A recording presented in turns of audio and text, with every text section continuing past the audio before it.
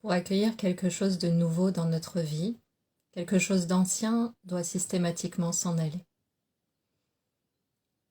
J'aimerais prendre l'image d'une tasse. À notre naissance, c'est comme si nous étions une tasse vide.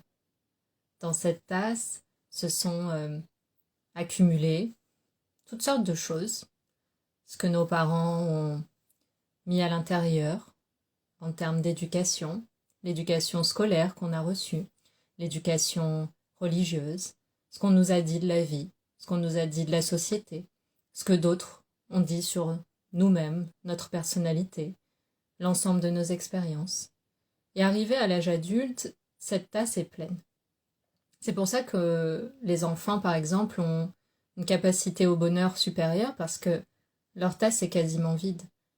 À partir du moment où on a accumulé toutes sortes de croyances très figées sur nous-mêmes, il est très dur de se transformer et de devenir autre chose. Et parfois, quand on demande à accueillir de la nouveauté dans notre existence, il y a un moment où il faut accepter de sortir du connu et vider la tasse en entier.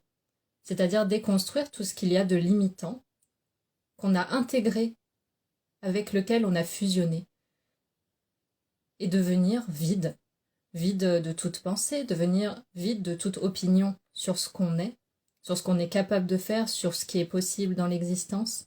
C'est-à-dire décloisonner, décloisonner parce que on ne se rend pas compte du pouvoir de notre esprit et à quel point les croyances ont un impact énorme sur ce qu'on s'autorise à vivre et ce qu'on s'autorise à imaginer pour nous-mêmes.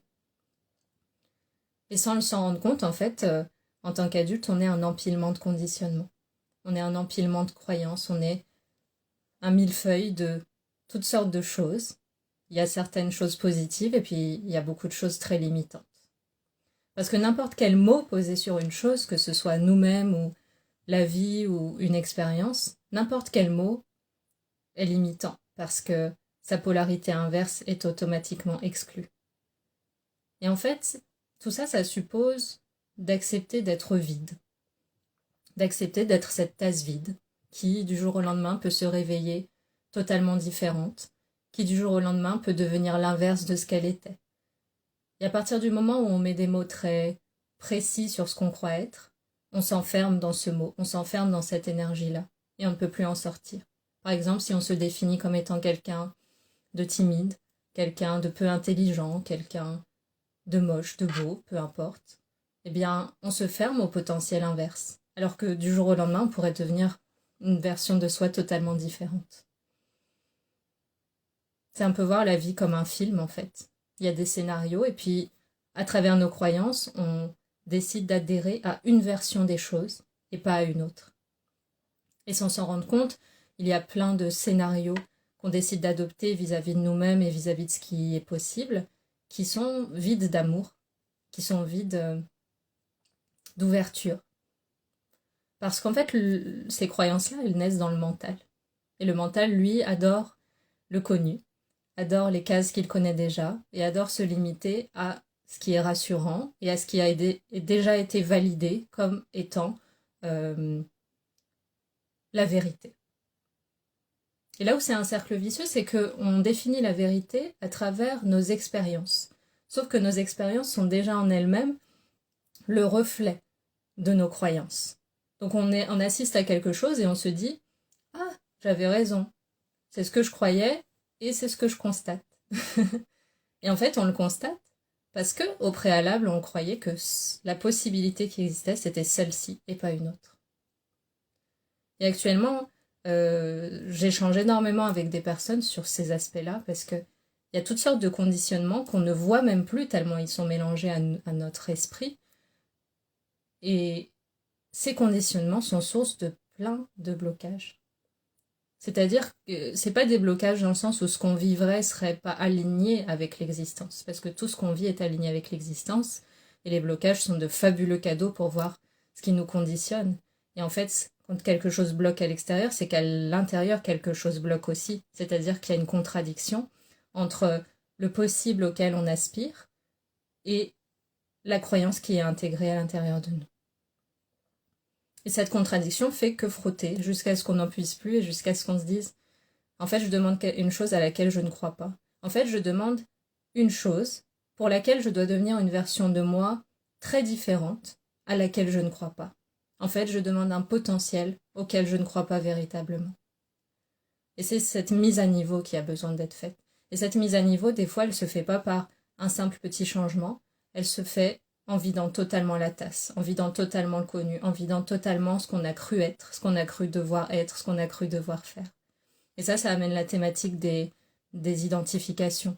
Quand on se rend compte qu'on n'est pas le corps, qu'on n'est pas les émotions, qu'on n'est pas les pensées, on peut s'autoriser à aller au-delà de ce qui est connu, à ne plus se définir par toutes les choses qu'on pensait être. C'est-à-dire on n'est pas ce qu'il y a sur notre carte d'identité, on n'est pas la somme de nos expériences, on n'est pas notre enfance, on n'est pas notre histoire. Tout ça, c'est des éléments qui ont été vécus, qui nous ont traversés et qui nous ont façonnés d'une certaine manière.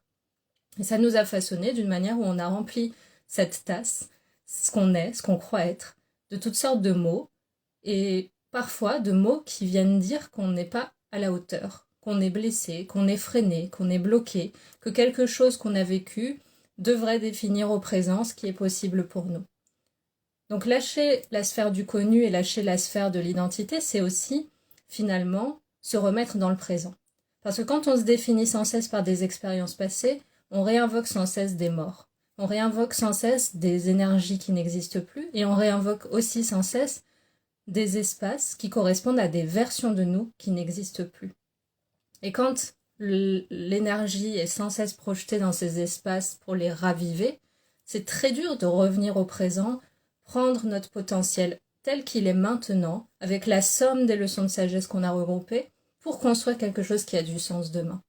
Donc véritablement, si je pouvais donner un conseil par rapport au changement qu'on n'initie pas mais qui a lieu à travers nous et qui donne lieu aussi à toujours un plus grand potentiel d'amour. C'est-à-dire que quand on se déconditionne, en fait, on grandit en amour, on arrête de se voir comme une entité limitée, mais on s'autorise à se voir comme quelque chose de décloisonné, avec un potentiel illimité, qui est celui du pouvoir créateur, chose qu'on apprend beaucoup ici.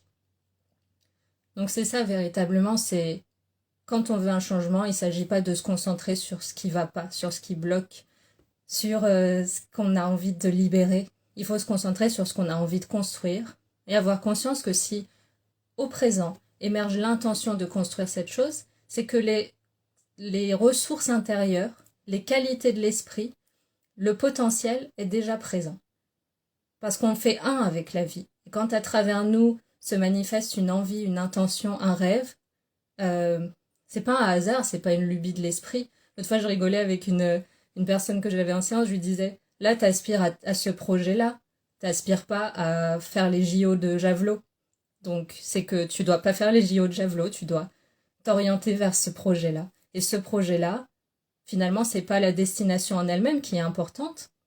Dans ce projet-là, ce qui est important, c'est ce que tu vas apprendre sur le chemin pour y arriver. Ce sont, en fait, les versions de toi qui vont naître et émerger sur le trajet pour réaliser ce à quoi tu aspires. Et c'est ça qui est précieux. C'est-à-dire que c'est très intéressant d'accomplir des choses, de les réaliser, mais ce qui est précieux, c'est quel potentiel nouveau on laisse émerger en nous, quelle version de nous on s'autorise à imaginer pour devenir la personne qui peut vivre cette expérience de manière saine. Donc on peut aspirer à la réussite, à faire des projets, à dépasser ses limites, mais il faut pouvoir décloisonner l'image qu'on a de soi et se dire oui, je peux m'imaginer dans cette situation. J'ai le potentiel. Je sais que je peux me définir à travers cette nouvelle version de moi et que tout ce que j'ai vécu par le passé, tout ce à quoi je me suis identifiée par le passé, en fait, ne me définit pas. Tout ce que j'ai vécu ne dit rien de particulier sur moi.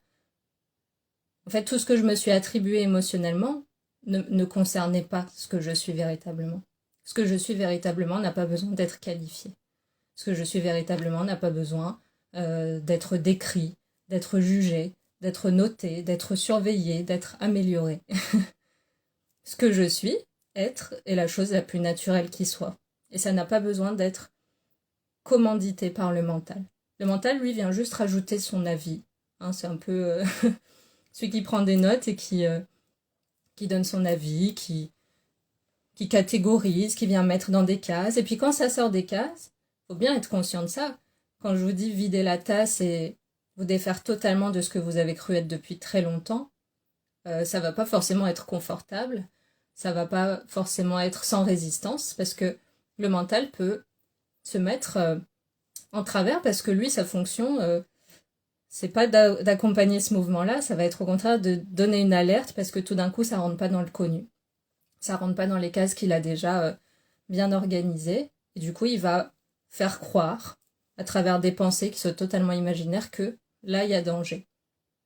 Donc pour le mental, pour l'ego, c'est un danger.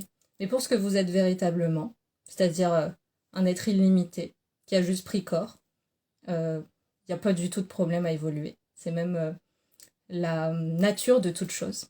C'est-à-dire que là, si on regarde la nature autour de nous, si on regarde l'univers lui-même, si on regarde les cellules de notre corps à chaque instant, il n'y a rien qui n'évolue pas. Et donc, il n'y a aucune raison que nous, en tant qu'êtres humains, on ne soit pas exactement dans le même mouvement, étant donné qu'on est en totale unité avec tout ça. Donc, c'était ça le partage que je voulais faire.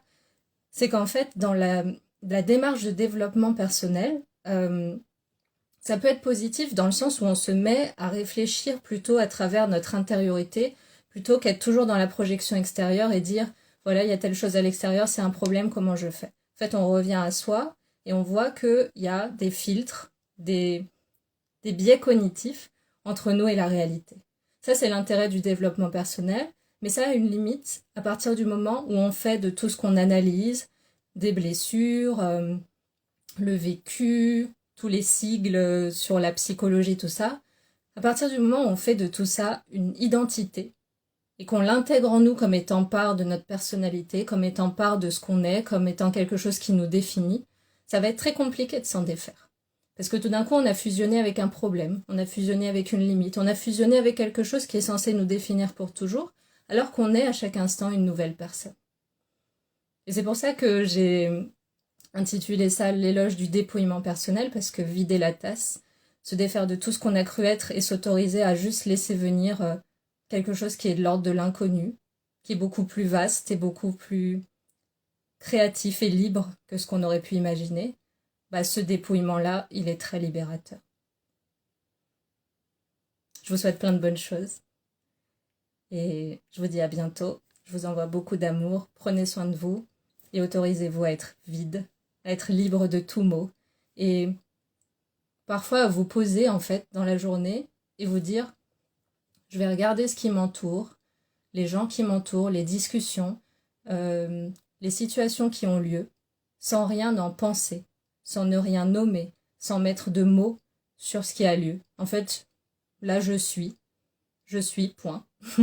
C'est la chose la plus vraie qu'on puisse dire, je suis, point, et rien d'autre derrière. Et tout ce qui se passe là, ça a lieu, ça me traverse pas, j'en pense rien de particulier. C'est juste l'existence qui se déploie. Et quand tout d'un coup on cesse de commenter les choses, on les vit simplement, on ne les qualifie plus comme pour se les approprier et se demander qu'est-ce que ça dit de moi, alors que ça ne dit rien de nous. Tout d'un coup, il y a une liberté d'exister, et puis il y a la possibilité de renaître chaque matin. Il y a la possibilité de se dire, comme dit une amie que je connais bien, je respire, c'est cadeau. C'est un peu ça. Ouais, c'est ça. Je respire, j'ai rien à faire, à être de particulier. Il y a un dépouillement, c'est un dépouillement mental en fait. Il n'y a rien à penser de particulier sur ce qu'on est, sur ce qu'on serait. C'est libre, c'est calme, et ça peut se transformer. C'est-à-dire que il n'y a pas besoin de créer des limitations entre soi et la vie, des barrières, croire que ça est possible, que ça. Faut se désintoxiquer en fait. C'est pas en soi que c'est toxique, mais que c'est que ça nous maintient dans des versions de nous qui finalement auraient déjà dû cesser depuis longtemps. Et il y a des versions de nous beaucoup plus heureuses en fait qui peuvent naître. Et sachant que le bonheur provient de la paix de l'esprit, ça va vraiment se passer à l'intérieur. Et identifier sincèrement quelle est la pensée limitante qui revient tout le temps à l'intérieur de moi et qui me met des bâtons dans les roues. Et quand est-ce que je décide de la laisser partir pour simplement croire à quelque chose qui a du sens pour moi. Bah, ça c'est constructif et on peut le faire sans se juger, on peut le faire sans se flageller, on peut le faire sans faire une identité. C'est juste que ça a lieu. Et le simple fait qu'aujourd'hui on soit en train d'en parler, le simple fait que là, cette possibilité soit soulevée, bah, ça se présente à mon esprit, ça se présente à l'esprit de la personne qui m'écoutera. Et c'est pas pour rien. Donc, accueillir ça et surtout se placer dans le présent et prendre soin de vous, faire preuve d'amour avec vous-même dans tous les moments et faire preuve d'amour avec tout ce qui vous entoure, toutes les formes de vie. Il n'y a rien de plus apaisant et je vous souhaite plein de bonnes choses, je vous dis à bientôt.